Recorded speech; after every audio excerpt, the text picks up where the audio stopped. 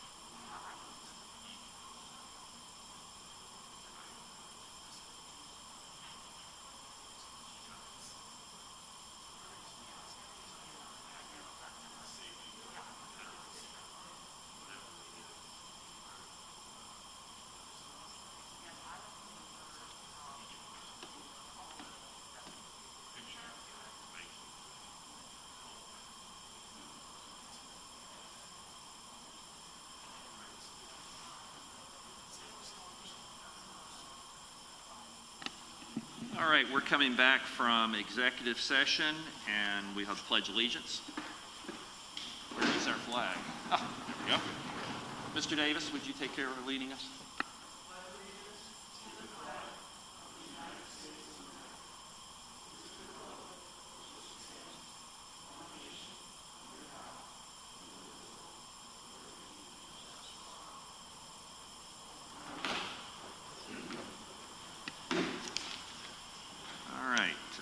Mr. Konecki, would you like to do recognitions, correspondence, and announcements? Good evening, everyone.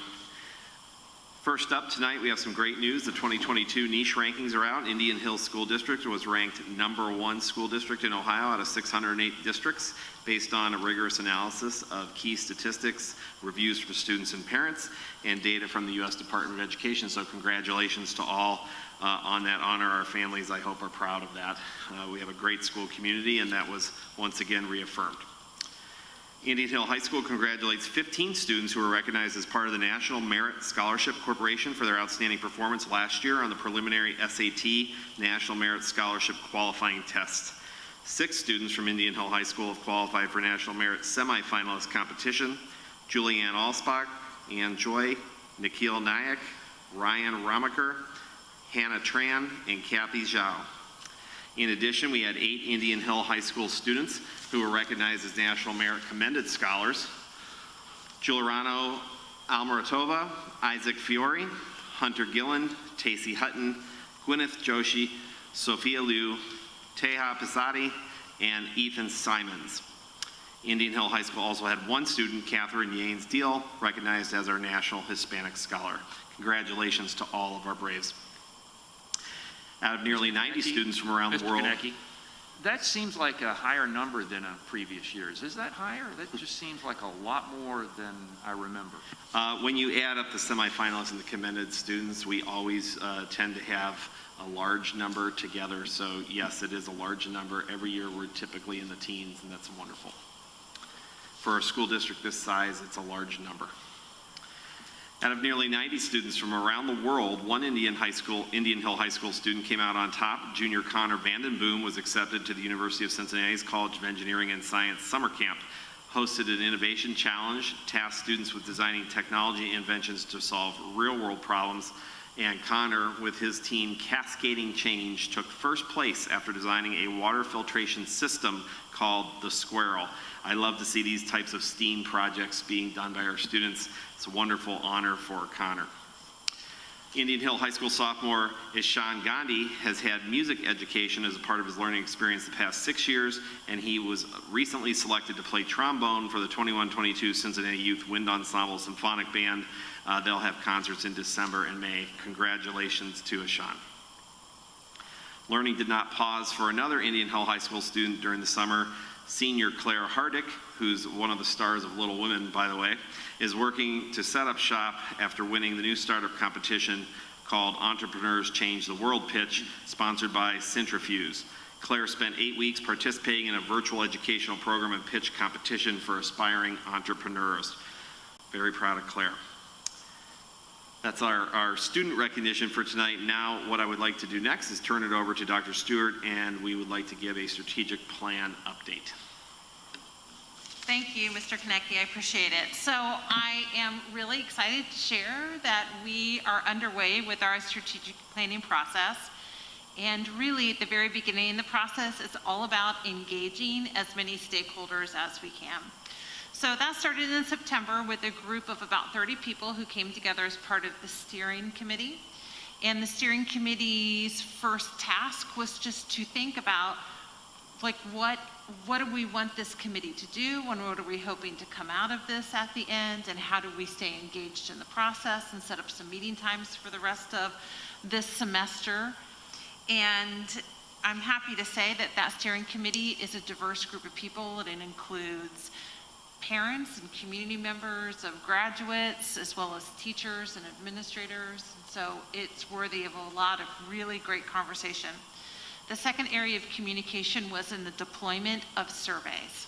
So lots of surveys went out, and I'm happy to say that we were able to gather 2,159 total responses, which is really impressive in only a week's worth of time. Those responses included staff members, community members, students, and recent alumni. Though over 2,000 survey responses is something to celebrate, at the same time, we want to spend time looking through those survey responses, which is what we did in the next steering committee, to say, what evidence do we have that shows that it's coming up in all the groups, as well as, is there any data that's missing? So for example, we would like to see if we could get more responses from our recent alumni. That was one of the determinations we made. So far, we've communicated through a steering committee and through a survey, and the next step will be to have another group of stakeholders come together, which again will be a diverse group of people, and that will be the advisors. And so we want to have more than one group of people who come together in a face-to-face way to share information and look through results to make sure that it's not just one group of people who are making all the decisions. So we are well on our way, and it's really exciting work that's happening.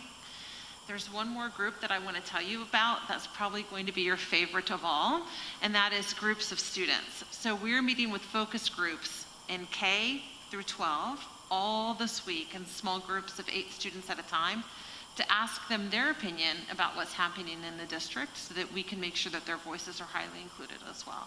So all of that's taking place, and we started our first meeting together, took place on September 27th. And so we just finished our 3rd steering committee and focusing on the next step of focus groups, and then we'll be meeting with the advisors on November 8th and November 9th. So we look forward to continue to involve as many people as possible.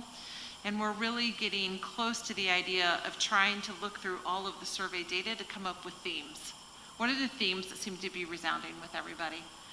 I'm also happy to report that as we've looked at this data, people have really considered it all valuable information. So there are parts of it that really celebrate some of the work that's happening currently, and there are other parts of it that we recognize are opportunities for growth for us. And either way, people have been really open to that and been able to say, this is exactly what we want to see. Like, we want this to be an opportunity for growth for us as a school district. So all of that is really exciting news, and we look forward to working with the next set of people in the advisor groups coming up. Thank you, Dr. Stewart. And again, we just want to thank everybody who's taken the time to respond and give us valuable input on all the surveys that have been out. It's been a really robust response so far. Next up, Dr. Hooker, board members, we have a facilities and operations update and presentation, and I will turn it over at this time to Mr. Nichols and our project team members.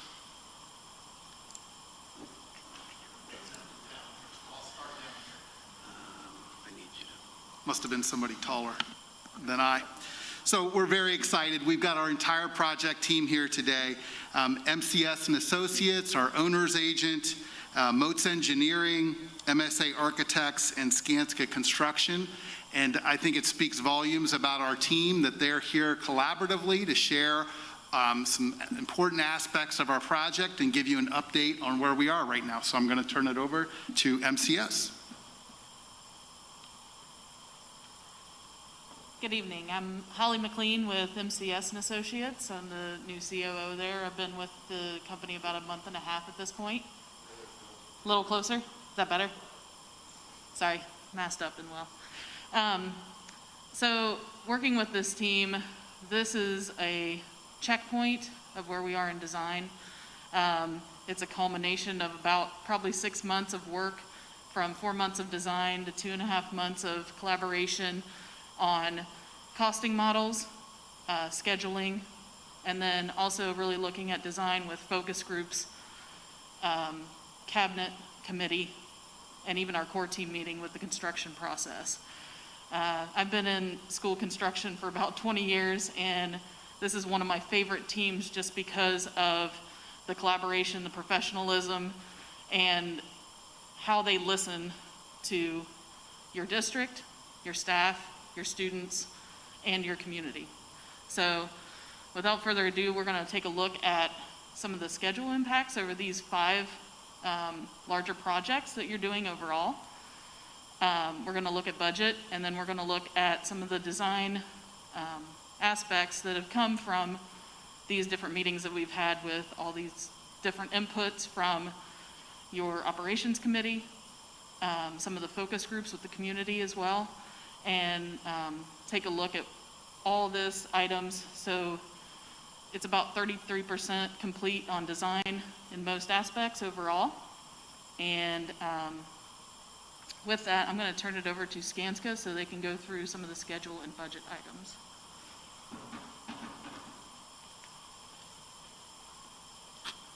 I'm a Jim Height.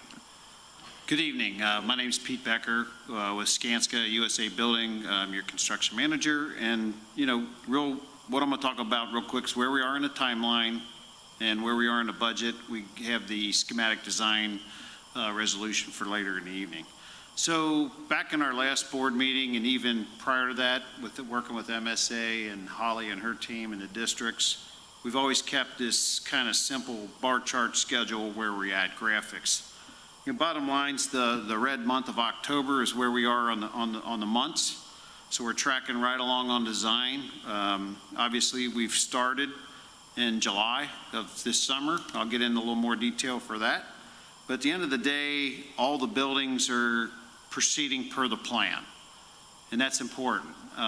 Tough market, tough reconciliation, but we're working together and moving forward. So bottom line's, at the end of the day, the middle school early site stuff will be back here in December for some approvals. Structure approvals will come in February of 22, and really going into the first quarter of 22, towards the end of the first quarter of 22, will be bidding and GMP and the remaining building packages for the renovations and all the renovations and additions in the middle school. You can move, let's see here, should be another one. That's all right.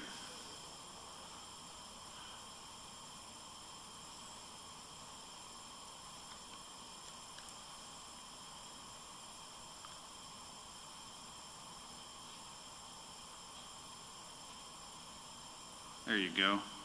Real quick highlights on the project schedule without the bar chart. You know, middle school project, we did the make ready work this summer. We said we'd get it done in August. We got it done in August before school started. Abate demolition, we say we would start this summer in August. You know, we had our party out front, started demolition. That's going to go into November. We're sort of, you know, proceeding cautiously. Early site work's going to start sometime in December, you know, in mid towards the end of December, and go into the spring. That's just the major site work to get ready for the building.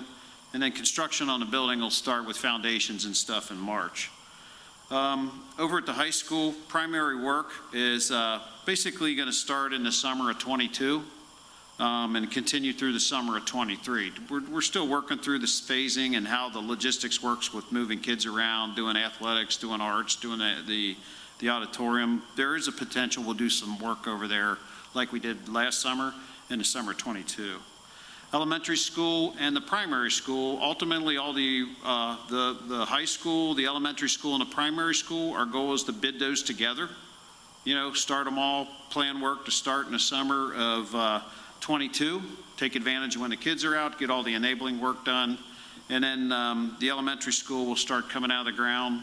We work up through the end of the school year of 23, May of 23, so then we can rip the sawtooth down, finish all the parking lots, and pull that project off.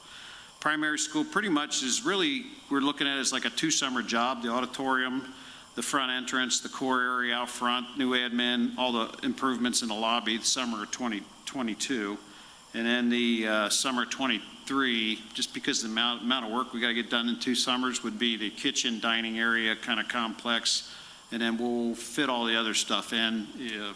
Little pieces like fall breaks, you take care of a couple classrooms here and there. On to the next one. This is just some quick photographs. We have aerials done every month, so we're just now starting those, so you'll be able to get updates with those. The red dash shows where the new middle school and the connector coming in front of the auditorium is as it relates to the demo site. So we picked this picture really just to show the progress that we've made since we started. The bottom picture on the right is looking down along the kitchen that we're going to keep, and we're going to gut it, keep the structure. It's in pretty good shape, and then you can sort of see how that's going to be attached when we get done. And then the top right picture is just I put that one in there because it had a pretty rainbow in it, but for what it's worth. Project budget is, we know there's only so much money, 77 million, not a dime more. So our initial estimates, we've probably gone through 2 or 3 exercises. We vet out a bunch of assumptions. We sit down with the team, we talk with the district, we go through, we have a lot of meetings, we say, okay, maybe we made a wrong assumption, so we trim that number down and then we start plucking away at where we need to be. We came in at 79 million. In that 79 million, there's 6.4 million of contingency that's built within that number. Now that 79 million includes our hard cost, all the soft costs, furnitures, owner's construction contingency, soft cost contingency for dealing like permits, fees, testing, miscellaneous things. So at the end of the day, historically, in the history of projects I've done in the K-12, 40% of that money in that 6.4 million can go back into the project. So we created a plan with deferred scope enhancements and value engineering to come up with the savings of 2.5 million. Now, what does that mean? That means at the end of the day, things like if we want to put enhanced graphics, let's take that 40% capture contingency. Let's not deal with cut and scope to give the program we want. And let's, as we go through and take the risk out of the job, we put it back into the job. And we've had great success with that. In that 79 million, in this crazy world we're in with roofing, steel, there's 3.2 million in there worth of, we call it market conditions. Roofing insulation, if I got a price on a job a year ago, back in January, it's 30% higher now. We're just trying to be cautious, but we want to be upfront and transparent with that number, because at the end of the day, if we package it right, the commodities come down, things get better, that 3.2 can go right back into the scope of the job. Our next check-in is going to be at design phase and at design development, and that's probably going to be towards the end of December, middle end of December. So really, we're touching all the buildings. I feel like I'm going to let Amy and her team go through the scope, because that's the exciting part. But the bottom line is, I feel like we're hitting everything that was promised to the community. We just wanted to show this breakdown so we could keep that going and not think 77 million is all in the middle school. But that's it. I'm going to turn it over to the fun stuff.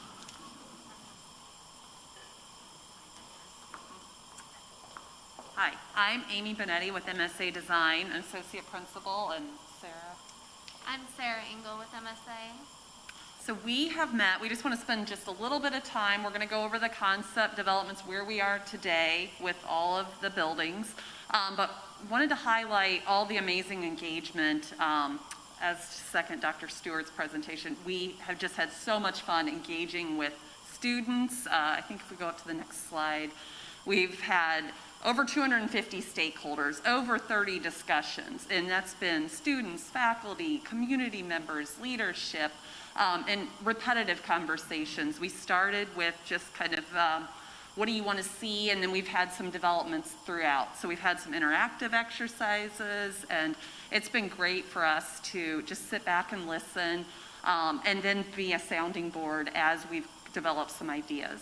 So moving forward here, these are just some snapshots of these are actually the more recent sessions over the last few weeks, but there's plenty that date further back. And so we're just going to highlight here on each campus, and we'll go through briefly.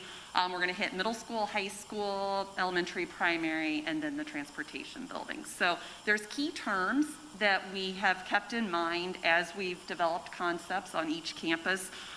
Welcome and inviting have been across the board, and curiosity and engaging the community, natural light are all just a few of those key focus areas. So I'll walk you through the middle school plan as it sits today. We've had a lot of engagement with faculty and different focus groups to kind of arrive at this. In the last few weeks, we've actually really dove into the interior design of some of the key spaces, walk through them with each different faculty member to make sure that we're now not just accounting for the adjacencies we need of spaces, but all the little things that go within the spaces. So diving into some casework, some interior finishes, and the look and the feel of the school. So you'll still notice the main middle school entry is on the south end of the plan in purple. We've got the district office and community center entry that's kind of next to the auditorium. And then we've got the main performance entry into the connector that's right south of the existing auditorium. You can see the first floor plan. We're keeping the existing gym and kitchen that's in blue and gray on the left-hand side. And then everything from the gym and the servery all the way up to the auditorium that you're seeing on the first floor plan is the new middle school. So we've got one neighborhood of classrooms, core classrooms, on the first floor. And then we've got two neighborhoods of core classrooms on the second floor that you see. That's the plan to the right. So if you go to the next slide, we started to dive into what is the look and the feel of some of these community spaces. So we reviewed these with a lot of different focus groups. This is looking at that main community commons space. So this is the stair that leads from the ground floor up to the middle of the second floor, and it's kind of a seated stair. So you'll see there's an axon on the left, and so that's just basically if you cut the floors away and looked at that two-story volume of space, and then some interior perspectives showing just the general like inviting characteristics of the wood tones of the space, nice durable flooring, and some of the nice bright natural light in there. So if you go to the next one, this is looking at those neighborhood common spaces. So I mentioned there was one neighborhood on the first floor and then two neighborhoods on the second floor. So this is a snapshot of just one neighborhood. So for instance, maybe 6th grade core classes. So you'll see on the axon on the left that the core classes kind of ring around this common space in the center. So that's common space for all of the different classrooms to come out and collaborate and use. And then you can see on the kind of upper left-hand side, that's a project porch. So that's exterior patio space that's showing with like 3 tables on it. And then that connects a lot of natural light then to the internal space. And Amy, are you running through? So looking at, again, this is a concept, as Holly mentioned, we're 33% or so into the project. These are preliminary exterior views where we stand today. And we spent some time studying existing buildings across the district's campuses. And so here at the middle school, the plan on the right just kind of shows the arrows, shows some of the views that you're looking at from Drake Road. So the top view there that's the new main entrance to the middle school. And so here, having this celebratory glass monument for the main entry point, having a little bit of what you see kind of an inset to the right of those doors, an opportunity potentially for some signage, or maybe each class or senior class has some branding opportunity, but that creates some really nice spaces on the interior. And as Sarah mentioned, this is a 2-story building here at the middle school now. We've used the analogy of kind of thinking of the front of your house versus the back of your house. The front's a little bit more formal, and then the back of the house is, kind of your backyard, where it's a little more playful. And so here you've got some amazing views on the back side of the building with the nature and the connections. So those project porches that were highlighted in the last slide, that's what you're seeing on that bottom view there. So that's at the back, kind of in your backyard of this building. And that's where there can be some of those outdoor learning opportunities and collaboration zones to really connect the indoors and the outdoors. So moving ahead here, and then this is what we're deeming the connector. So what you're seeing here in the center, that is out in front of the open air connector right now into the auditorium. So this is a new addition, and that's where the board office kind of entrance would be. Over kind of in the middle of that space to the left of the IH there. So this is the high school plan, and so in this building, as Peter mentioned, a lot of renovations going on, completely redone athletic spaces within, music spaces within, the auditorium, that connector is going to be enhanced and made larger, so there's some features there that are going to be going on throughout, and that's just, these two plans are highlighting some of those projects on campus. Heading into the elementary school, so this project is the new addition, the Unified Arts Edition, and really creating, the focus here was creating this gym, this really nice feature to highlight all the amazing work that's going on at the elementary school that will take the place of the sawtooth, and then also to provide some security enhancements at the main entrance. So if we hit on this next plan here. So a little bit of orientation for you. The top of this screen here is Drake Road, and then you see that kind of gray box there, that's the existing multi-purpose room. So if that helps you kind of orient yourself, so the new addition's going to be further to the back of the site and the parking will be up front. So this Unified Arts Edition is where that kind of yellow color is, and the new performance space with the new enhanced stage gymnasium is in that blue box there. So you've got art studios, you've got a large iLab space, you've got Spanish classrooms, and you've got music and choir and band spaces within the new addition. So here you're seeing just kind of a view of what where we are with the interior concept development of this area of the addition. You're seeing, as you can see, the basketball court, the performance space there, if that just kind of helps you orient yourself. To the right of that is what we're calling kind of the secondary entrance. So this will be a new entrance into this addition. And then the images on the right are showing what this addition's really creating these zones for some larger collaboration, larger corridor spaces. So there's a little bit more to encourage activity in those in-between spaces outside the iLab, to have a space to spill out, to be able to kind of, when you're doing the big activities, to have that area. So the view at the bottom shows this natural light and how might that look out in front of the iLab. And then the view on the top is looking down a corridor there. So you're seeing a common thread between all the campuses from the material usage, a lot of natural warm tones. And at the primary school, you're kind of going to see a little more literal interpretation, and we get a little more refined as the campuses, as you get up to the middle and high school campus. So moving ahead here, again, this is the exterior views at the elementary school. These are larger, taller volumes, naturally. So you're seeing a gymnasium space here, and I will say these are, concept developments. They're being refined. We've received feedback. So we're really focusing on natural light here and getting a lot of glass in, so that'll enhance the interior spaces of an iLab or an art studio, and then connecting to some outdoor learning areas. So in the center on the top view, off to the left, you're kind of looking at the parking lot coming in off of Drake Road, and to the left is the existing elementary school, the classroom wing.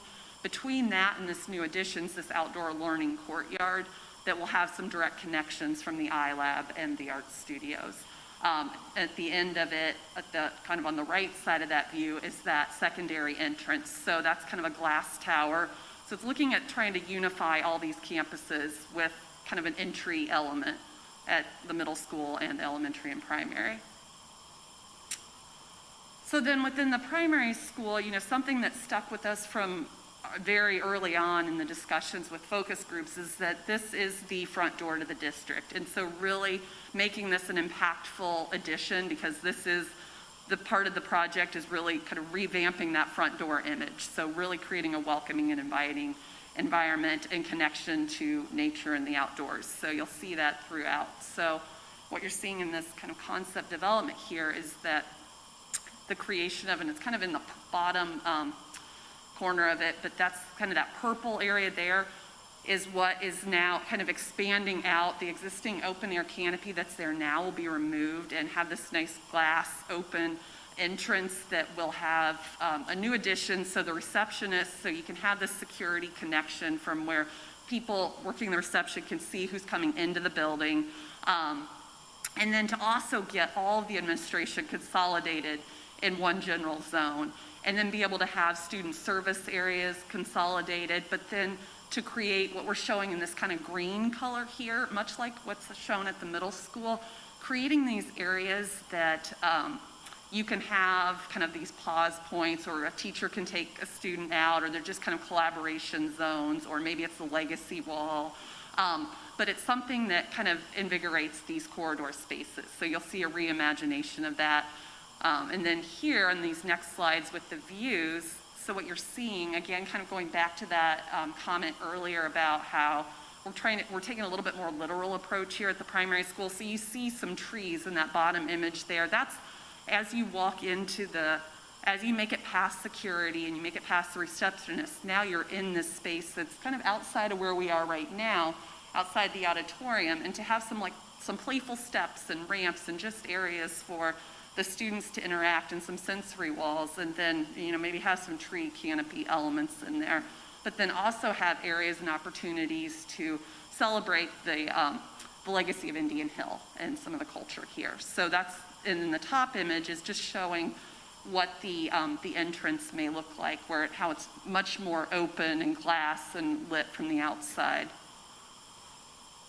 And here, so this exterior view, again, going back to how we looked at and studied the campuses, this existing building here, the primary school building, is a little bit different than the high school and the elementary school. It's, the materials are a little more simplistic. The structure is a little more, it's, very descriptive. You see columns, and you see beams, and you see some concrete here. So the approach to this exterior is taking a little bit of what's here existing, and then also finding some common threads amongst the other campuses. So again, creating this glass entry element, creating a lot of windows, but then having some playful elements, because it is the primary school. So surrounding the corner of this building to have some nice landscaping where maybe it's something that's kind of fun for the students to walk along a path out and around. So, and creating a little bit of a canopy element out inside. So we heard some people say it kind of feels like a cabin or something a little more smaller scale, a little more warm and inviting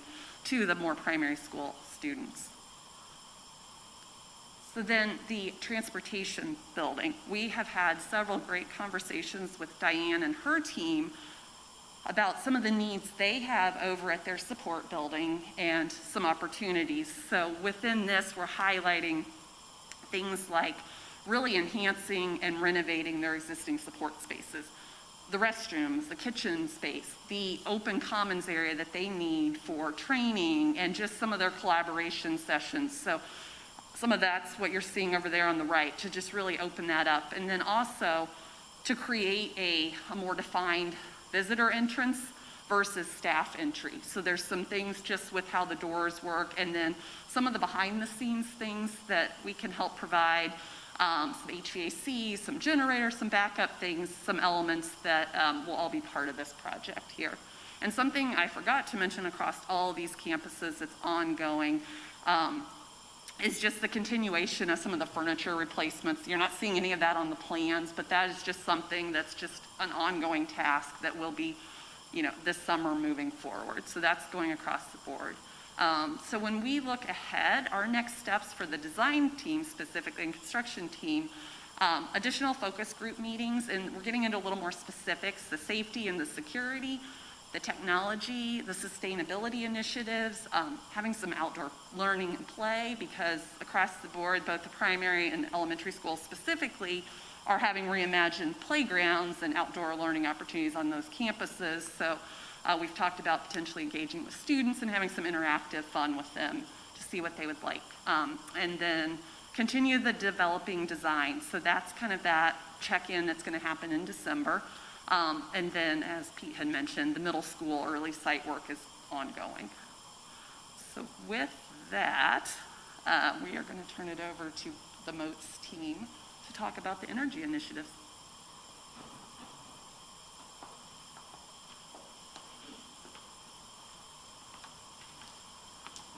Thanks very much, Amy and Sarah. Appreciate it.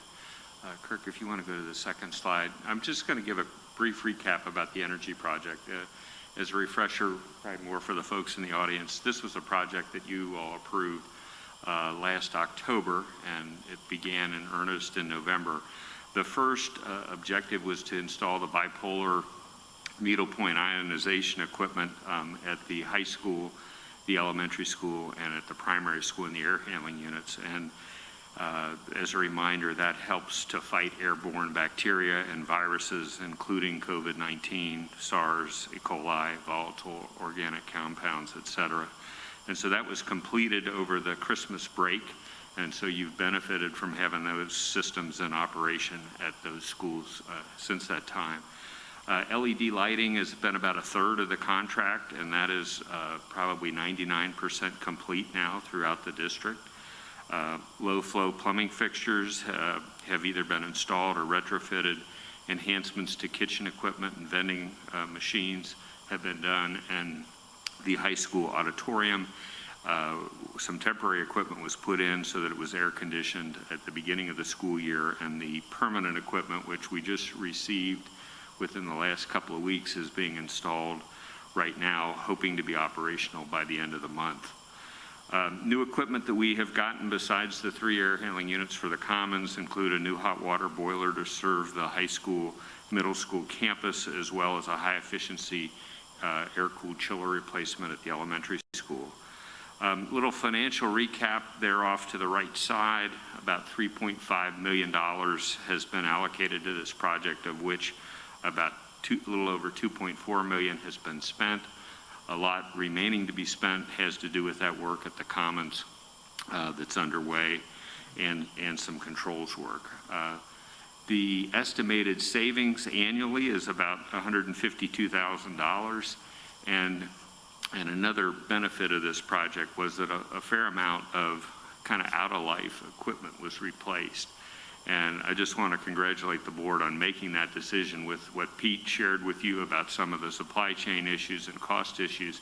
The fact that you got out ahead of some of this work is phenomenal. So these air handling units and the chiller for the elementary school, it's truly a big advantage. In terms of next steps, we're going to be working on monitoring for the first year of these savings. So given that last year was a strange year from an energy usage standpoint, we're going to go back a year. Before that, we've already gotten with energy optimizers in terms of what we want to see in terms of cataloging what the energy savings is, both on gas, electric, and water, because the plumbing fixtures should be saving a fair amount of water as well, which also translates to your sewer bill. So the next steps will be finalizing the commissioning of these various systems, and we're expecting that work to be done by December the 1st. The only piece that will not be done by that is related to the DDC controls, and we're really working with Pete and his team in terms of how to best integrate the controls that we're doing to the controls that are going to be done as a part of the bond levy project. And I think that Pete's group has been very helpful in terms of identifying ways that we can maximize those dollars. And so rather than doing some patchwork, frankly, that was part of the initial thought with the energy project, we're hoping to dovetail that in with some replacements that will help the bond levy project. So, and then that's kind of where we are. So. Thank you, everybody. That was a thorough presentation and a lot of information to share. I appreciate all the project team members that helped prepare that for this evening. Elizabeth, did you have a question? Sorry. Brad, I had a question for you, because over the last few years, for good many years, we've enjoyed very low natural gas prices, and they've kind of spiked over the last little while. So I'm wondering if you're revisiting some of this energy savings and looking at perhaps solar or something else that, I mean, I don't know where it's heading, and I'm sure you don't, but it's just a surprise, because a number of years ago we looked at geothermal, we investigated that, and then the gas prices dropped to a point where the return on investment didn't make sense. But now we're kind of looking at a different phenomenon. I'm wondering, are you looking at Yes, so first of all, you're exactly right. When we looked at the central plant for the high school, middle school campus years ago, in fact, we even took a bid on a geothermal system and, laid out the wells and so forth. And as we have done the work there, we have set that up where that could be geothermal. There's still a parking spot for one additional chiller there in that plant, and the thought is that when that happens, it may very well be what's called a geothermal heat pump chiller, so it would generate chill water and hot water and use the wells as the condensing medium. So we certainly are doing that. Kirk and Mick and I believe Jim was at, we did it with respect to solar. We went to look at a presentation at Malink, which is just down in Milford, in the end of July. And so we are looking at solar opportunities on all the campuses. We're investigating with the village the idea of having some canopies in parking lots and maybe behind the over by where the buses park at the transportation area. The thought being twofold. One, it would be great if we, to dovetail off of Kirk's first announcement, I mean, we've got the #1 school district in the state of Ohio. Wouldn't it be neat if the new middle school was effectively net zero as a result of the solar and geothermal, and then to have components of that on every campus so that it also serves as an education means for the children in the district. So we're in the process of doing that, looking at that. We've talked about, is that a power purchase agreement? The benefit to the school district for that is that a third party can take advantage of the tax structure to maximize things for them, but frankly to reduce your investment to the point where 5 or 6 years down the road when you purchase it, it's at a significant discount because they've had the tax benefits. Steve Malink, who lives in the district, has been very interested in such an arrangement, but we're not far enough along, and I think the thought would be that it would be whatever's decided is structured so that there's a competitive nature of the photovoltaic array, and whoever has the best arrangement for the school district rather than particularly maybe sole sourcing. But we're in the infancy of looking at your utility bills and trying to figure out how best to integrate that into the project, and with a construction manager that's trying to keep our hands on out of the piggy bank too much. So Thank you. anyway. Thank you very much for that. Yeah, that's what the zoo did, and they now own those solars. So I just want to emphasize to those that are here, the copy of what was presented will be in the minutes, and nothing is locked in stone. I can't overemphasize that. Our speakers mentioned that many times, but I think people start seeing a picture and they're like, what do you mean? Why are you even asking us? Because everything's locked. Nothing's locked, okay? So if you have something you see that's a real problem there, we need to hear about it. If you have something that you've seen at other schools that, my gosh, why aren't you thinking about that? We need to hear about it. So please feel free yourself, those that are here, and please encourage your friends to contact us, get involved. It ain't over, even close, okay? So thank you. Thank you, everybody. Thank you again to the project team. If we could move on to the superintendent's report, board members. First up this evening, item 7A is the first reading of the 22-23 school calendar. I'm just going to provide a high-level summary of what's in this calendar. Again, this is just a first reading tonight. We're not approving it. It starts our school year on 8/18. It allows us to complete school before Memorial Day and preserves a longer summer for 2023 final construction. Finishes semester 1 prior to winter break. Having a winter break start 12/23 makes this possible. Maintains the traditional breaks in October for college visits, things like that, and in February. Semesters are closely balanced and maintains professional learning time but maximizes student learning days and provides for a strong cushion of hours for possible calamity days. Very similar to a traditional calendar that you've seen in the past. And again, if we have any questions between now and next month, we can continue to review that. I just have one question. Because of the, trying to lengthen the summer for the construction, what is the start date for the 23-24 school year in August of '23? We haven't determined it yet. Our goal is to maximize as much time as we can between Memorial Day and August, so that hopefully we can stay on track for that start of that school year. We had a discussion with the project team about whether we would need to make an adjustment for this calendar, and they felt that they could work with us so that we would not have to interrupt a traditional start. And the hope is that we'll be able to stay on that timeline for the following year, but it's still up in the air at this point. Kirk, I have a question regarding the November break. I've had a few parents ask me why we don't have the whole week of Thanksgiving off, since many of them like to get away. And we've discussed that before, having the Monday and Tuesday as professional development days so the students can take the whole week off. I think that if the question is, have we reviewed that? What we did this year is we put together a calendar committee that included some teachers and administrators that really kind of studied a bunch of those scenarios. And ultimately, this was the recommendation that they came up with at the time. And I think trying to look at how we fit in all of our hours and all of our days with the professional learning time we try to maximize with our professional staff makes this calendar very full.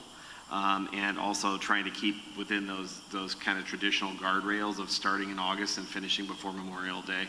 And so this is the best option that we came up with. I guess I'm looking at October 6th and 7th, where you have professional development days, and although I think it's good to have those earlier in the year than later, is that something that you've considered, in replacing those with 21st and 22nd of November? I think we went through several iterations of how professional learning time could look, and this is what the group landed on as what they felt was the best model. And it is similar to what they've had consistently, and I think feel the most comfortable with. And to your point, we do want to maximize the impact of that professional learning, and when it happens sooner in the year rather than later, we get more value out of that. Thank you. Yeah, the teachers that also, when we met with them before, really requested it earlier versus later. I see exactly what you're coming from, though. Yeah. We'll share that feedback. If it were moved into the Thanksgiving week, it would be in a different quarter. Can you say that again? Yeah, if we moved those professional development days to Thanksgiving, it would be in a different quarter than where it is now, and I think that could have an impact, and especially when you then have another week out at the end of December. Yeah. Okay. So we'll note that, and we'll share some of this feedback with the committee as well. And I want to thank Jim and Amy Campa and everyone who spent time on the committee. Moving on, letter B, we have approval of overnight field trip for our Latin students for the future. Item C, personnel actions, tuition reimbursements, and professional meetings. Item 1 is an approval of non-certified staff contracts and salaries. Item 2 is change of contract for several employees. Item 3 is a list of supplementals and personal service contracts, A through KK. Item 4, approval of classified subs for the 21-22 school year. Item 5, we have several retirement resignation announcements. Item 6, tuition reimbursements. Letter D, we also have a resolution for impracticability of transportation and offering payment to parents in lieu of transportation. Another one of those situations to deal with for approval, and also a resolution under letter E to approve the schematic design phase submission for the district's construction projects.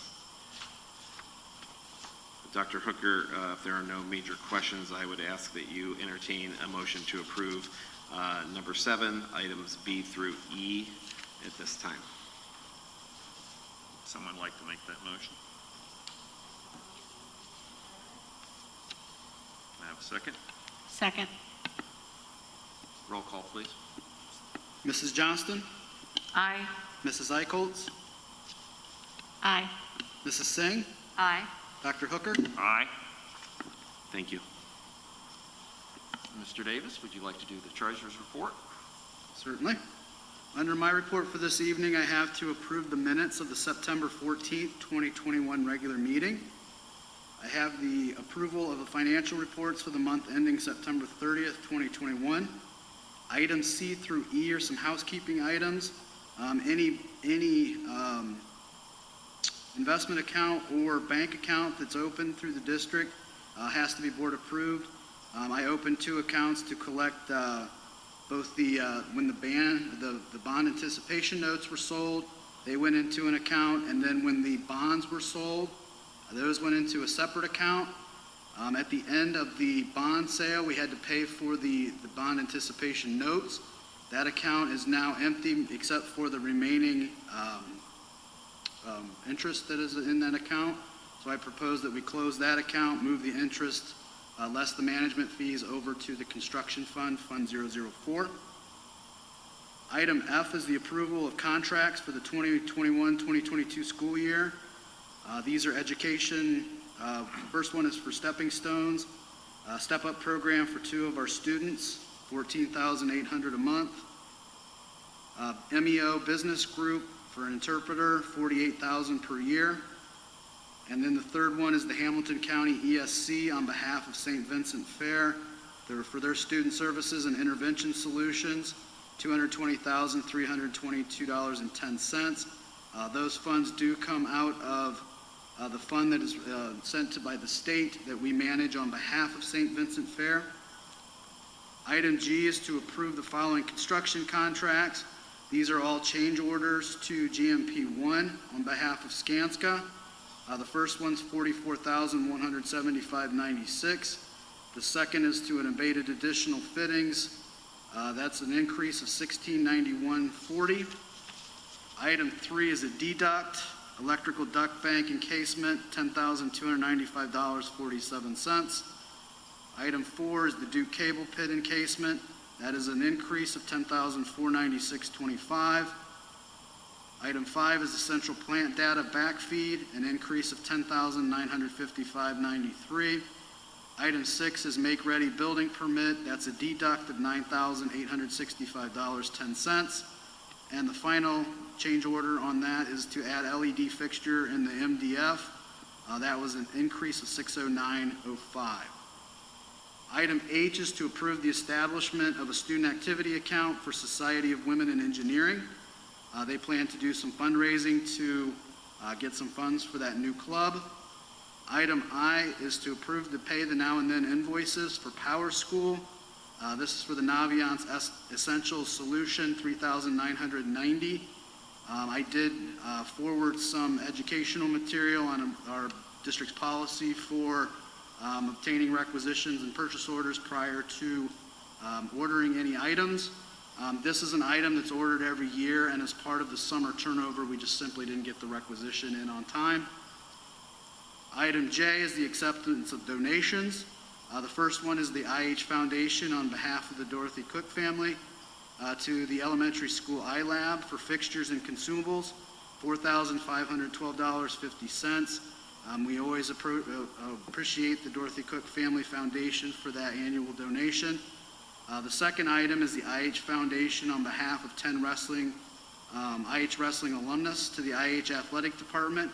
This is graphics and finishings for the new wrestling room, $12,635. This contains a fantastic story behind it. Denny Dupps, who has been a teacher here in the district for many, many years, was a wrestling coach. Back in the early 70s, he reached out to some alumni, and within a few hours, we had the donations to be able to finish our new wrestling room. The new wrestling room is actually where the old high school football locker room and the old middle school football locker room. We took down some walls. We made it one area. It's enlarged. We've taken out some of the area up above, so the flow of air is better through there now. And it's a wonderful, beautiful area that's going to be there for a long time, I think. Great area for the wrestlers. It was part of the middle school. So we needed a new wrestling room. It be gone. Just to remind you, I wasn't here for the September 14 meeting, so I can't vote on that. I already have that split out. I was going to ask for the first item to vote on would be item A. That would be the minutes of the last meeting. I move we vote to approve item A of the treasurer's report. Second. Mrs. Eichholz? Aye. Mrs. Singh? Aye. Mrs. Johnston? Abstain? Thank you. Dr. Hooker? Aye. Then if I could, I would like to get a motion to approve items B through J of my report. So moved. Mrs. Eichholz? Aye. Mrs. Johnston? Aye. Mrs. Singh? Aye. Dr. Hooker? Aye. Thank you very much. That concludes my report for this evening. Mr. Davis, my laptop battery died, and I need it for the resolution that I need to read. Can I either borrow someone else's or? Okay.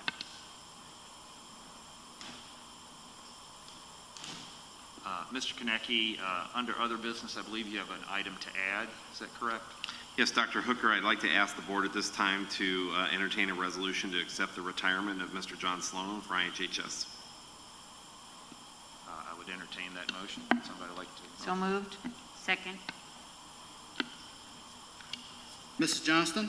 Aye. Mrs. Singh? Aye. Mrs. Eichholz? Aye. Dr. Hooker? Aye.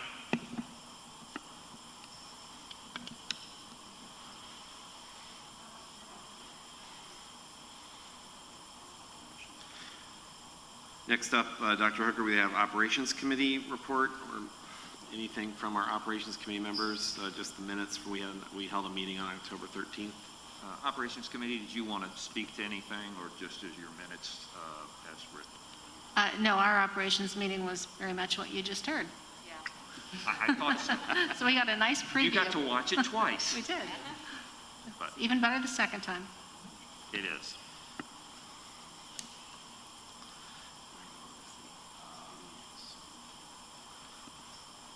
Ms. Eichholz, do you want him to do the COVID-19 report? Are you ready? What do you think? If we can just hang on 1 second. She's got a superintendent contract that we want to, a motion on that.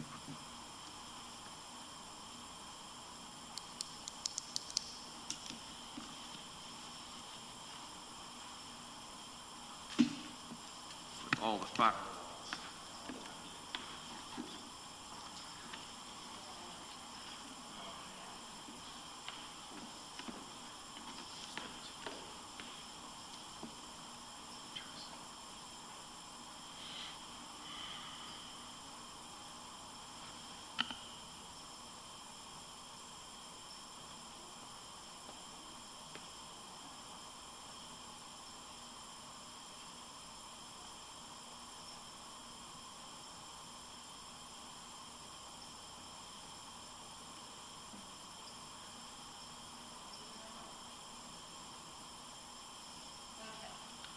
And Mr. Davis, this can be given to you in a written form. Yeah. Okay. Okay, so I'm going to take this off for a minute. Indian Hill Exempted Village School District Board of Education, amendment to the superintendent's contract of employment. And I will read this since the board members do not have this in front of them, so pardon the length. This amendment to the superintendent's contract of employment is made by and between the Indian Hill Exempted Village School District Board of Education, hereinafter called board, and Kirk Konecki, hereinafter called superintendent, pursuant to a resolution duly adopted by the board on this day, what day is today? The 19th of October, 2021. It was not written in here. Whereas the board has employed the superintendent under a superintendent's contract of employment which will expire on July 31st, 2022, and whereas both the board and superintendent desire to extend the current contract of employment for a full 4 years until July 31st, 2026. Now, therefore, it is mutually agreed by and between the board and the superintendent that the superintendent's contract of employment attached hereto shall be amended as follows. The superintendent's contract of employment shall be amended in item 1 and shall now expire on July 31st, 2026.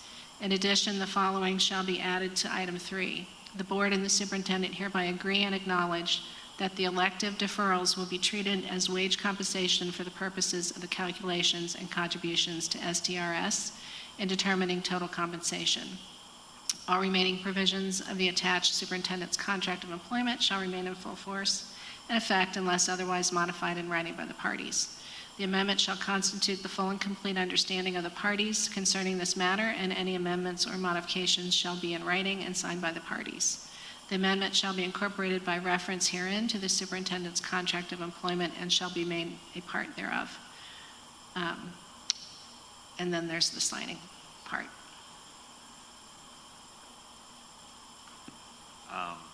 So can we have a motion to accept what I don't know, is that a Resolution. resolution? Thank you, Nancy.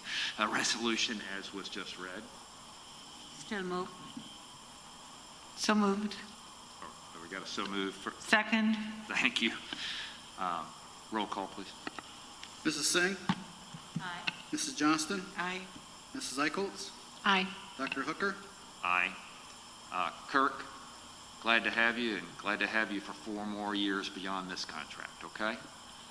Thank you very much, members of the board. I am honored and humbled and grateful to serve this district. Thank you. Can you give us a nice presentation on where Sure. we are with COVID? Not that anybody is not done with COVID. Unfortunately, it's not done with us. Yes, if we could go back through our presentation, we've kind of gotten used to doing this. I think it's good to go through the overview again. Members, again, want to share with everyone, we are reviewing that our priority is in-school learning for all students. In-person learning has been very successful, as we all know, and we've had a successful start to the school year overall and want to maintain that as our priority in decision-making. We're going to continue to mitigate the likelihood of spread with cleaning and safety protocols. We're going to continue to monitor and receive local, regional, state, and national data and input from area health partners and government officials to make informed decisions. We'll only offer in-person learning at this time. That's how we've been operating this year. And all of our typical annual school calendar activities have been planned and implemented and going really smoothly so far this year. The board face covering policy was last amended August 16th to run through October 19th. And currently, as you know, we require masks inside all school buildings, K through 12, for all students, staff, and visitors. We also have a federal transportation order we're still following that requires masks for all passengers through January of 22 until that gets extended or amended. We've been doing some review periods that we share in reports to the board and, of course, during board meetings with our rationale for mask requirements as a part of not only our return to school but our continuing operations. Obviously wanting to make sure that we're paying attention. We still do not have a vaccine for children under 12. However, that is pending. We're expecting some news on that next Monday, October 26th. Hopefully we'll be able to share a timeline after that for children 5 to 11. We're continuing to monitor the Delta V caseload trends, which have now plateaued and in some cases are trending downwards. We're continuing to take input from pediatric stakeholders. And of course, everybody knows that with our facilities and operations, we do not have 6 feet of social distancing across all of our campus facilities. However, we try to continue to practice safe physical distancing where necessary, where feasible. We have the proven ability to adapt our plans and change if necessary. And you can now check out our daily COVID reporting. We've had an enhanced data dashboard created by Mark Richardson, our technology staff. If you go to the link on our website under the students and parents page of our main district website navigation, parents who are interested in seeing a by building, by day breakdown can do so. So some data just to go through here. We again have asked our staff to share with us some information so that we would have an idea, those who are willing to share, of their vaccine status specific to faculty.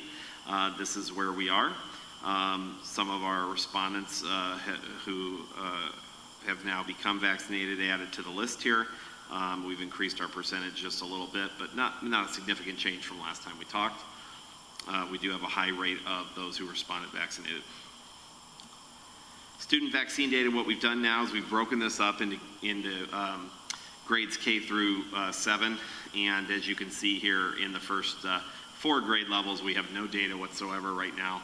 And then grades 5 and 6, very little data. That will change over time, so we'll continue to monitor this as we move forward. We'll add kindergarten in as well if necessary. and then we'll show a look of grades 1 through 7 cumulative, and then also 8 through 12 as we move forward.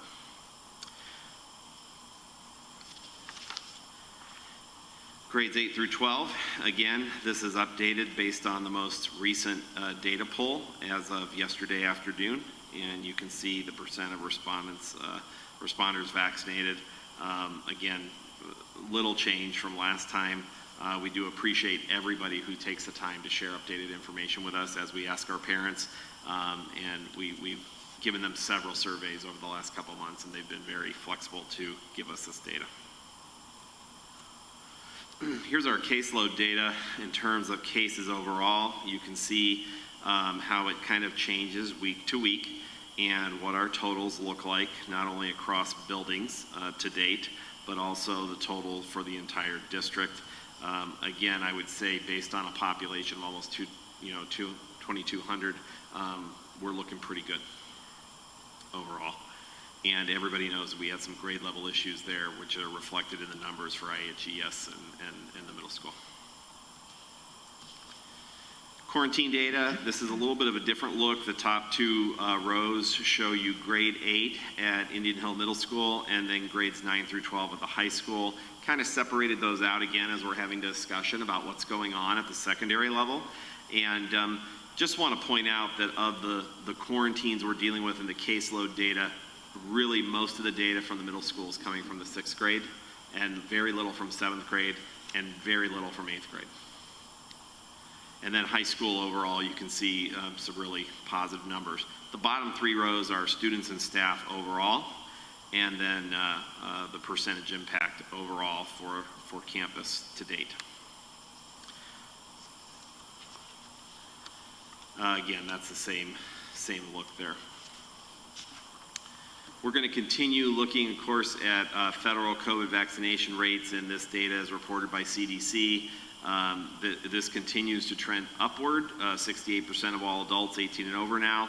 78.5% of adults 18 and over across the country have had at least one dose of vaccine. 66.2% of children 12 and over are fully vaccinated now, and 77% of children 12 and over have had at least one dose. Again, that federal benchmark for all age groups is 70%. Ohio's vaccination rate is 60% fully vaccinated, 12 and over at this point. And in Hamilton County, we're looking at 55% fully vaccinated for all ages. And the positivity rate, which again, a few weeks ago was around 13.5, has gone down to around 9%. You might remember from about a year or so ago, if it's under 5%, that's really in a safe, kind of a much safer range. Right now, we're kind of trending downwards that way, and that R number we talk about has kind of gotten a little bit better, but positivity still indicates community spread. Some of the decision factors we've looked at and talked about over time. What we did here with these slides this time, and we can duplicate these, is we just really changed some language here to focus on grades 8 through 12, knowing that we're really not having a discussion about K through 7 at this time, based on some of the feedback we've heard from board members. And so again, just talking about some of these data factors that we may look at in the future, knowing where we are in terms of overall percentage rates and what's going on with our quarantine and caseload numbers. We feel, again, like at least 2 of these 3 areas we're doing pretty well in. Something to consider for those grade levels only. And we did the same thing on the succeeding slides, is looking at 8 through 12 only, really, and thinking about these data points in the language we've heard from the CDC, from Tri-Health, from Cincinnati's Health Collaborative, and really none of the language has changed with regards to recommendations for universal masking indoors from either of the partners or the government entities. But we just kind of are giving you a little bit of a different look here as we're just looking at secondary students. We'll continue to also do this for K-7 as we move forward. So again, we've talked a long time about different factors we're looking at for review, and the campus numbers and percentage that are reported weekly.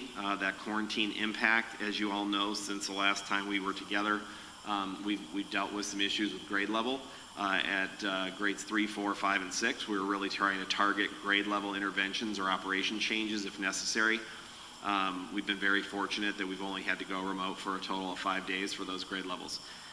We're looking again at the changes to vaccine numbers and percentages. Recently, there is a zip code breakout now that's available we've been asking for, and you can look at that on the Hamilton County website, and it will show you weekly by zip code which areas in our region have the best vaccination rates, and I'm very proud to report that our school community and area has the highest in the region, and that's a good thing. Again, we're continuing to watch positivity not only in the city but also in the region, and hospitalizations as they're reported over time. Hospitalizations for children 18 and under have decreased. There's been a downward trend, and of course that's a good thing for everybody when we see that across the board, but also as we're focusing on children as factors for data. A couple of other considerations.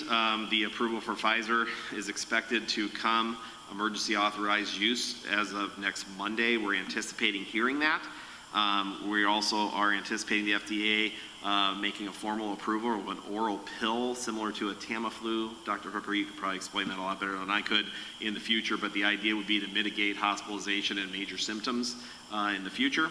And boosters, we know, have been approved now for Pfizer, Moderna, J&J. People who are watching the news today probably heard some things about that. We're continuing to monitor state legislation debates on mandates and the ideas around mandates with vaccination. In Columbus, nothing has been passed as of today, and we're continuing to work with Hamilton County health officials and governing bodies about quarantine language for the future, but no changes as of today. So that's kind of a quick move through what we've talked about before. Just to reiterate about communication, I think our parents have been really flexible, and as they get questions, we try to answer them case by case, but we're going to continue to ask people who feel ill to stay home. That's a lot different for some people than they're used to, but we really need people who don't feel well to stay home. That helps our operations. We encourage the use of pickup patrol, and I want to thank all of our parents who do that faithfully every day for us. It really helps us with contact tracing to be efficient. And again, we're going to continue to share weekly data with the board and weekly reports from our health partnerships. And we have to report COVID cases that are found in our buildings. We've had some questions from parents about why do we do this. It's, again, a Class A reporting order from ODH, which has the effect of law. We have to follow it. And Hamilton County is also responsible for checking on us if we do not. So that's why we send out a release whenever there's a positive case. We'll continue to provide vaccine information for children 5 to 11 as soon as we get it. We're working with TriHealth now to set up a timeline and a schedule so that we can offer opportunities to anybody who's interested once we hear about that emergency authorized use approval. And we're hoping that in early November we will be able to offer those opportunities to families.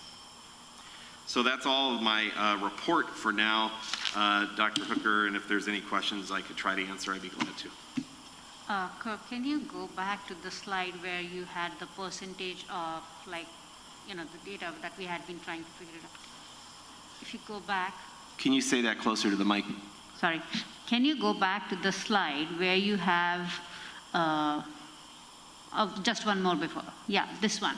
So what is the vaccination percentage that you are hearing from other schools that they are considering? Is that something you have? That they have, or that their target is? That they are considering into?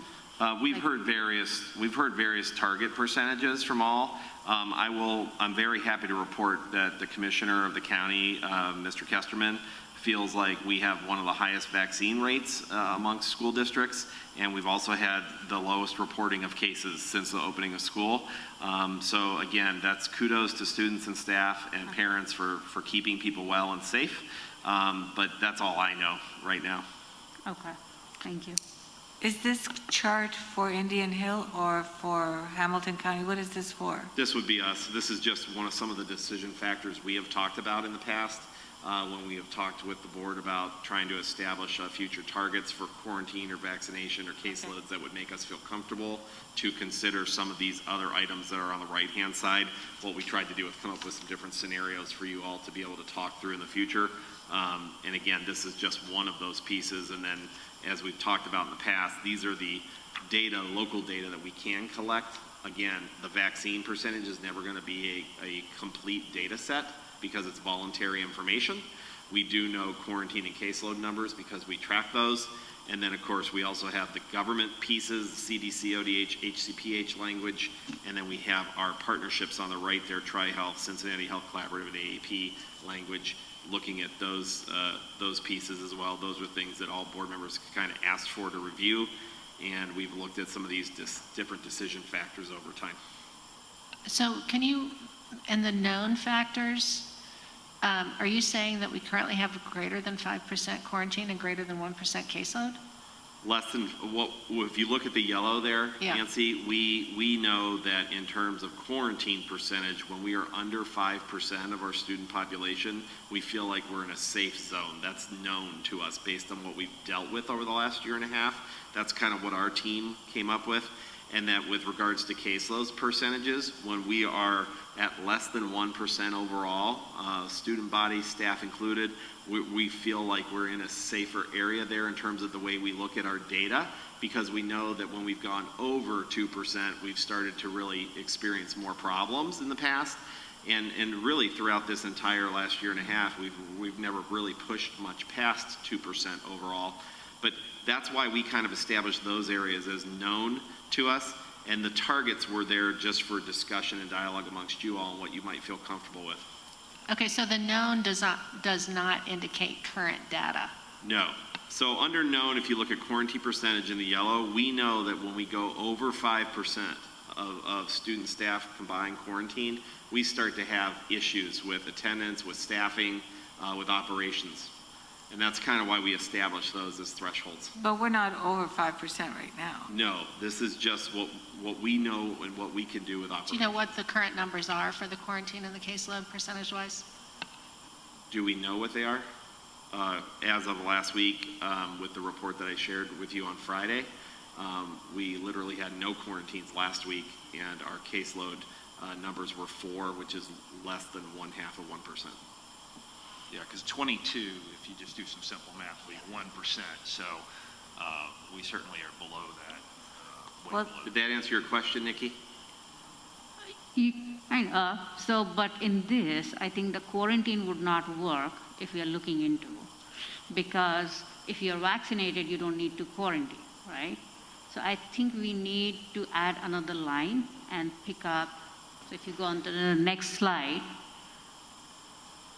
so maybe how it has been, which one is the, next to the Tri-Health, it's, I can't read it from here, sorry. Cincinnati Health Collaborative? Yes. The goal policy there, is that what you're looking at? Yeah. What we put there, R factor. this was not decided by the board. Just let me clarify that for anybody who pays attention to the meeting and is streaming. That wasn't decided by the board. That was Right. the number that we look at and get in our reports from our health officials regionally every week about the R factor, the reproductive number in the region. When it is less than 1, that is a safer environment, according to our health partners. And so when it's over 1, that translates to more spread in the community, a higher level of spread. And so we had suggested that part of a goal policy would be we would want to see it under 1. That means it's a better environment. We're doing better in this area. But that was not something that the board has set as a target. I think what would help us, Kirk, is if you had another line that actually showed where we are. Well, That showed that we're under 1, we're under 5, whatever, because this is basically your goals, but we don't have the numbers to show where we are. in the last report that I shared on Friday, we were at 0.89 for the R. Tri-Health, CDC, ODH, none of them have changed their policy, though. CDC, ODH, HCPH have not changed their current policy, which is in yellow there. Yeah. And that language of recommending universal masking indoors, they have not changed their recommendations as of right now. That's why their current policy is there in yellow. What we put in green was what we thought would be the ideal policy we would see from them based on what we saw last spring as things eased up. so that we would feel like we could have that return to some of those pieces of language, and we were just literally copying those from what we saw in the past. What about TriHealth, our partners, our professional scientific partners, with the current data? Have they changed at all, or what do they recommend? Currently recommend masking indoors for people who don't have vaccines. Currently recommending masking indoors for schools. What they have talked to us about is what we put in the goal policy, which again, the board is not determined is a goal, but what they've talked about is when you see the case rate of less than 3 per 1,000, then they would feel we're in a safer zone. Safe zone. And then we're less then than 3 per 1,000. You would see their language change. Their language hasn't changed, but this is what the doctors have told us. Okay. But theirs is based on the entire community, not our school. Correct. It's based on all of their constituents. This isn't targeted at us. This is the Thank you. global community. That's where I was at disconnect on that. Thank you, Nancy. So, but that's something we can revisit. Because we are what per 1,000 right now in the community, you know? I'd have to look that one up. I don't want to give you the wrong number. All right, thank you. I like the idea, I think it was your idea, to put a line of what is the current data, all on. Just so we can understand, I mean, it's nice to have goals, but where do we stand within the framework? So I think this is a really important point you're bringing up. It's one thing to see the data, and it's also important to know the trend. And again, the R number, the Cincinnati Health Collaborative reports out to us every week, has been under 1 now for the last 3 weeks. And so not only do we have a number each week, we have a trend that's important. Well, I think your data sheets show that, the caseload data, I mean, you put the totals in, but that covers 6 weeks. What's really interesting is to look at October 15th, October 8th, October 1st. You know, we're basically back to where school started, where we had 2, now we have 4 on this sheet. Your caseload data? I'd be glad to, just as a reference here, while we have a moment, to share, that's what we're sharing in the board reports every Friday. And again, if we need a more comprehensive look, this is quarantine, going back to the start of school. I think to your point, cases back to the start of school, and we have that tracking of quarantine and caseload data with comparisons back to the start of school. And if we need to see that in a slide presentation for the future, I can add some of that. Yeah, I mean, the trend is important. And what I would say, Elizabeth, is that the trends are positive in all the data questions that I've heard asked this evening.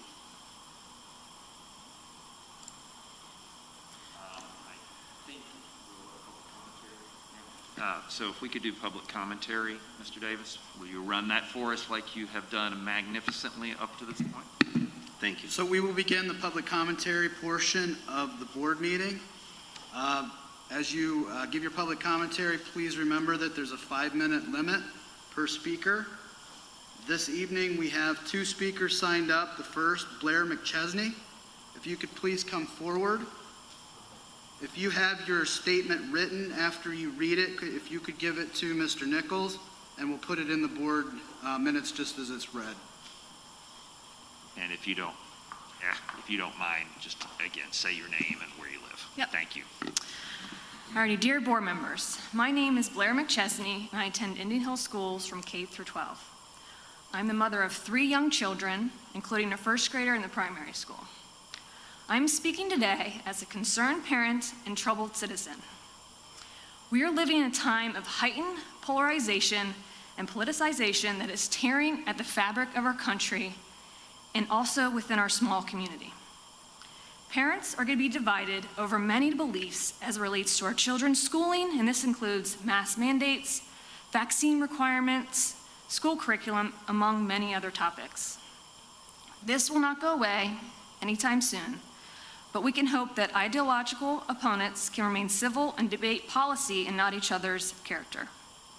The school board is not going to be able to make everyone happy, nor is that your job, but we should be able to expect its total transparency, objectivity, and the ability to make decisions without political and emotional influence. By adhering to these simple guidelines, parents will be better informed and in a position to make decisions that they believe are in the best interests of their children.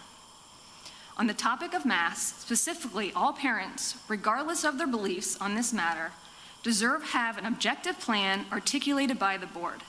We should understand what metrics determine the need for masking, what benchmarks must be met for the mandate to be removed. The board should explain in writing the scientific basis for masking, social distancing, quarantining healthy children, and providing the data being utilized to alter anything from normal course of business. The lack of transparency and even an open-ended plan creates an environment ripe for infighting and further polarization.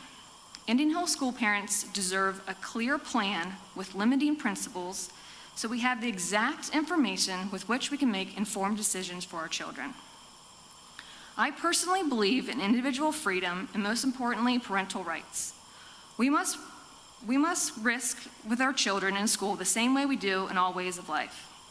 While I'm not here to challenge the efficacy of cloth masks on small children, I believe we're making a huge mistake if we not consider the unintended consequences of certain risk mitigating measures. To ignore the negative consequences of masking and quarantining children is to be negligent about the risk of mental health, falling behind in learning, and stunted social skills. The school board must respect the rights of each parent to weigh the risk of their children, as each family has their own unique circumstances, and the parents are in the best position to make decisions for themselves. Teachers and administrators have every right to be vaccinated and/or wear masks as they see fit. In that same vein, school children have that same right. For children who cannot yet be vaccinated, no one should ever tell them they cannot wear a mask or protect themselves as parents see fit. At the same time, the school board, administrators, and teachers should not have a right to tell our children that they must cover their faces or when a healthy student must stay home. Let me be perfectly clear about this. I absolutely respect those who prefer to wear masks and who want to take other precautions for their own situation. In return, I ask the school board and other parents to respect the decision of parents who may weigh risks differently and come to a different conclusion as to what's best for our children. No one should be telling anyone else what to do. Thank you.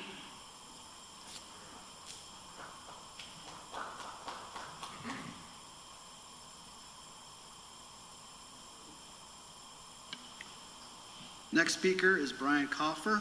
Please come forward.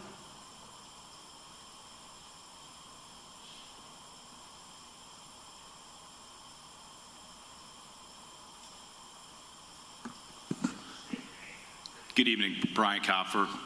I've got two children in the school district now. I've got a sophomore boy and a sixth grade boy. And I did not script anything out, and that makes my wife really nervous when I get behind a microphone. So I spoke at the August 10th meeting a little bit about balance in this pandemic. And you know, I stated then, and I'll state again, I think we're very unbalanced as a school system, especially now with where the numbers are. And I think we need to get back on a path to some type of balance with this. The virus isn't going to completely go away. We have to learn how to live with it. We can no longer live in extreme land. We're living in extreme land. We can't live in extreme land anymore. We have to balance this out a little bit. We don't live our lives in extreme land.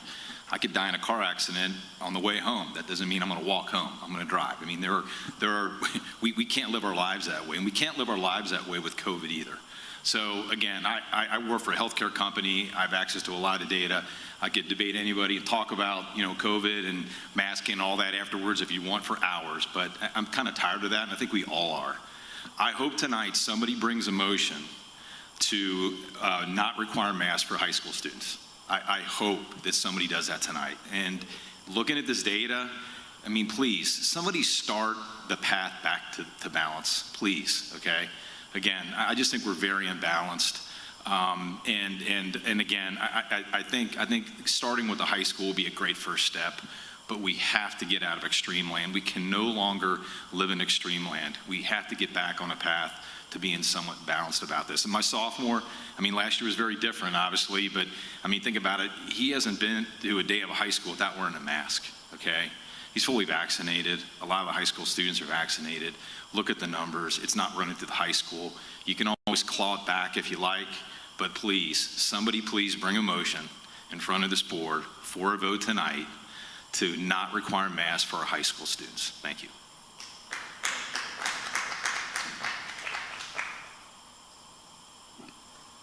We can still accept if there's anybody else that has public commentary they want to make. You did, I mean, if you didn't sign up, I'm not trying to limit comment. I want to have comments from anybody that would like to make them. So, thank you. Come on up. And again, just say your name and where you live.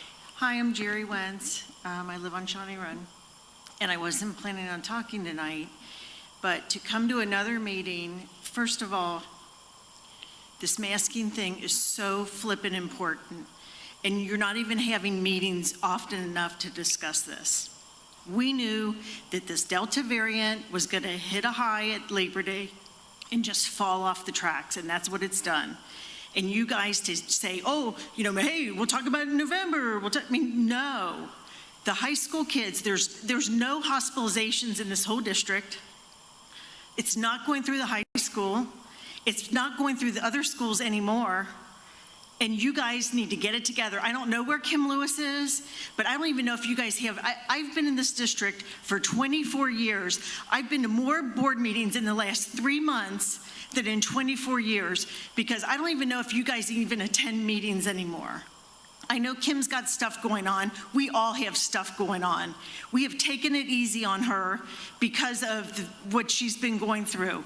But let me tell you, when people say, oh, mask, oh, sorry we're inconveniencing you, it is not that. We are seriously, seriously worried about mental illness, and we're walking on eggshells because of Kim's situation. And this thing where you guys, like, there's 4 people at a meeting, every freaking meeting, are you kidding me? Are you kidding me? Get it together, vote tonight. At least the high school should not be wearing masks. We have football games. These are not super spreader events. It is not spreading anymore. Figure it out. Is there anyone else that has any public commentary? If you want to come down, feel free.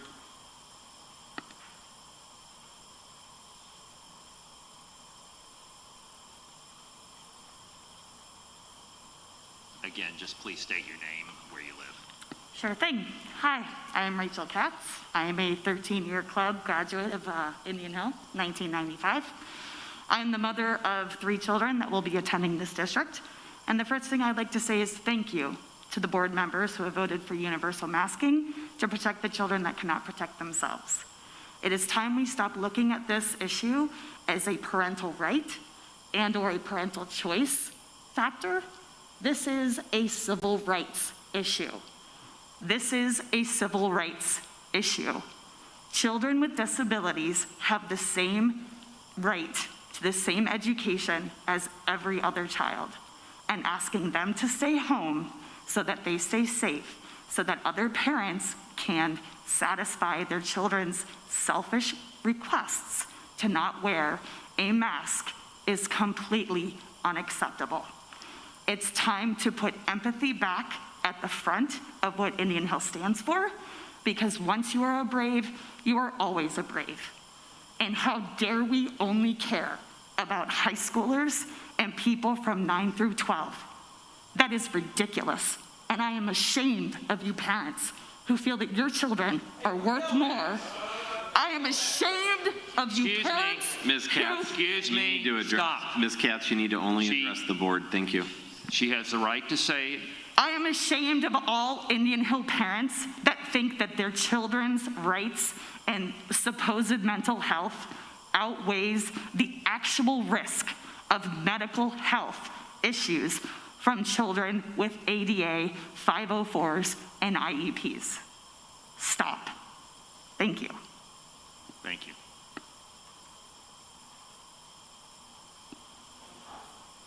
Yep. Thank you very much, and thank you, sir, for stopping. I really do appreciate it. Thank you. You were very professional about stopping. Thank you. All right, if we don't have any further commentary, I'd like to have us move to discuss this issue and just have the board members talk about it and see where we're at.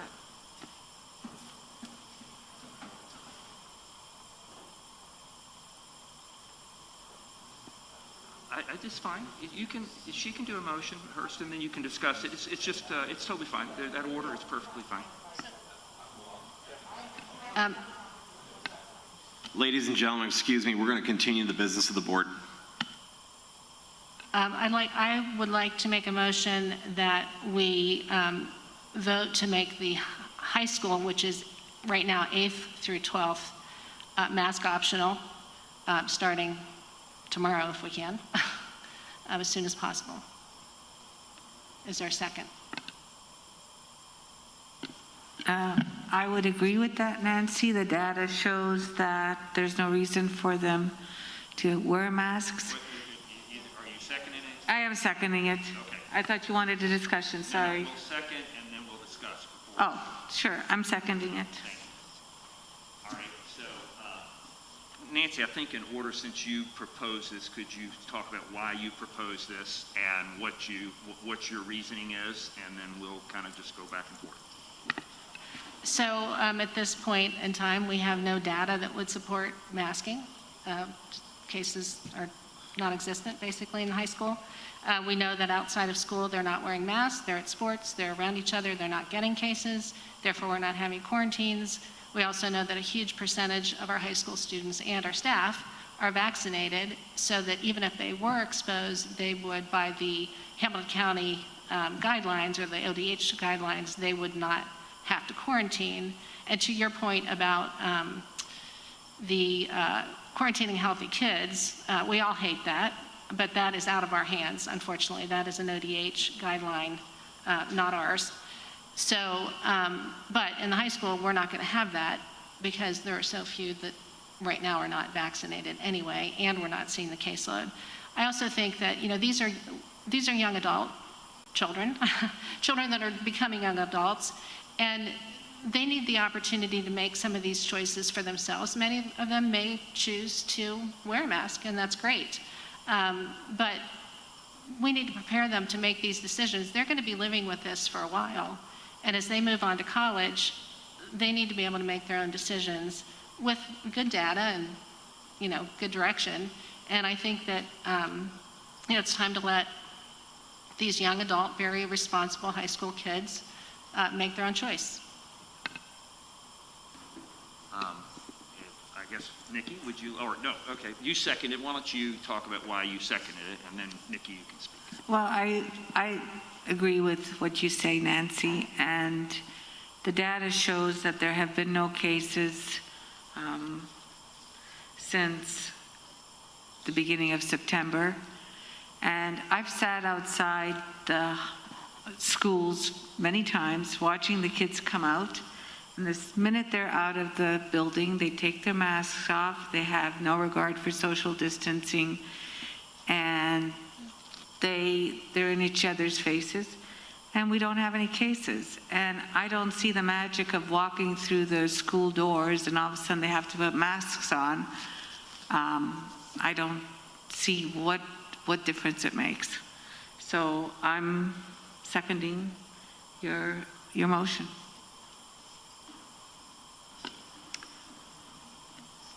So since the school started, our priority was always how to keep kids in the school, right? And so all the decisions that we made were based on what was important that time and how and where our numbers were, not what kids were doing after school, whether they were being close to each other or what they were doing. So today, I'm really happy that our numbers have been low. And I think I would give all this credit to our students who have done an amazing job wearing the mask, following the instruction, being mindful of others. And based on how many of our faculty and our students are vaccinated, where our numbers are today, I feel a little comfortable saying that maybe it is time that we can give them a little breather and just watch where the numbers go. So, if the numbers, we see a little spike in numbers, maybe we meet again and we go back on our mask and go from there. But for K to 6, the kids who are still not vaccinated, I'm still not comfortable taking the mask out for them. Just correction, K7. Sorry, K to 7, yes. Yeah. Kids under 12 who are not vaccinated, I'm still not comfortable saying that we should take the mask out, because we have already seen the number of cases that had happened in our districts with the mask. And I think if the mask was not there, the numbers would have been even higher. So I would not be comfortable doing that. But I think it is okay from my point of view to have mask optional for our high school kids. But I think anyone else visiting a building, we should still keep the mask on, because the whole idea is to protect our kids. So, there I am. I'm hearing all of this, and I'm very glad with their numbers. I'm very pleased with that. I personally would not change right now. Based on the comments I'm hearing, my vote may not matter, but I just feel like our scientists, and some people have questioned our transparency of how we made the decisions. We made the decisions based on the experts' recommendations. The CDC, the Health Department, the American Academy of Pediatrics, Cincinnati Children's, and they have not changed away from universal masking. So that's just my only concern. I can only vote the way I'm going to vote, but I hear where y'all are coming from, and I certainly understand where you're coming from. I'm just not sure I can support any change until the scientists, the experts, make the change. But that's just my 2 cents. I think we're rushing a little bit, but that's my opinion. Dr. Cook, I would just like to clarify that I agree with you to an extent that yes, scientists have not changed, but there are a lot of other data that we had been looking. So based on how the numbers are in Cincinnati Children's right now, how the numbers have not gone down, but they have come to a plateau.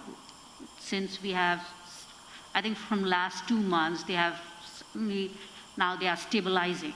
So that's where I came up with that, numbers in the hospital has gone down. Children's Hospital is doing much better than before. And our high school numbers have been really low. And I really hope that, kids would follow. So it's mask optional, but you don't have to take it out if you don't feel comfortable. So we would strongly recommend kids wearing it, continue wearing it, so that, we can keep this mask optional for a longer time. So I would say yes. Being there, is there any further comment? If there's not, I'm going to call for the question. Could you take the vote, please, sir? Mrs. Eichholz? Aye. Mrs. Johnston? Aye. Mrs. Singh? Aye. Dr. Hooker? Nay.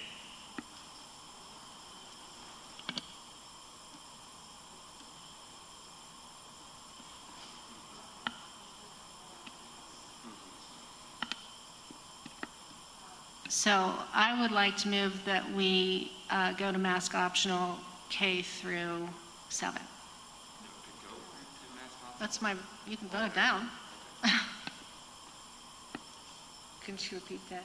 She made a motion to go mask optional K to 7. So if there's no second, then someone else just needs to make another motion. If there is no second, the motion will fail. And so we will continue with the K to 7 mask. Point of order, Dr. Hooker, you need a resolution to rename a date on the K through 7. Okay, I would entertain a motion to continue the K through 7 until November the 23rd, which is our next scheduled meeting. Should we have a meeting before that, we could change that date. Can we modify that if we notice a drastic drop? If you what? If we notice a drastic drop or in the trend? We can always call a meeting. Can we, yeah, Yeah, we can always call it. okay, So if you would, are you going to second that then? yes. Okay. Would you repeat the motion, please? She already made a second. She did the second. Oh, You say a motion or do you want me, again. No, I Yeah. can't give a motion. I'm the oh, president. I thought you gave a motion. No. So I'm, a motion that we continue with the, for K to 7, we continue the mass till our next board meeting, which is November 23rd. Okay. Second?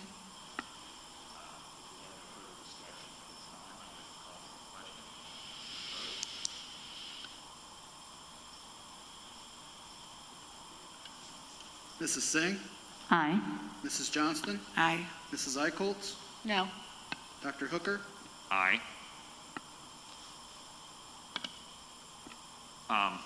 I just want to say thank you to everybody that spoke. I know the emotions are high. I know people are not happy. I didn't get the vote I wanted, and that's okay. We all need to, as one of the speakers who doesn't agree with me said, we really got to get civility back in this. We really do. Okay, we all have got to respect each other and work through this because we are all braves and we all need to stick through this together. So I appreciate the people that come to these meetings. Thank you for coming. Continue to come. Continue to agree and disagree as you feel appropriate. Okay. I might entertain a motion to adjourn unless someone has any other business. Still move. Second? All is in favor? Aye. Aye. Thank you, everyone.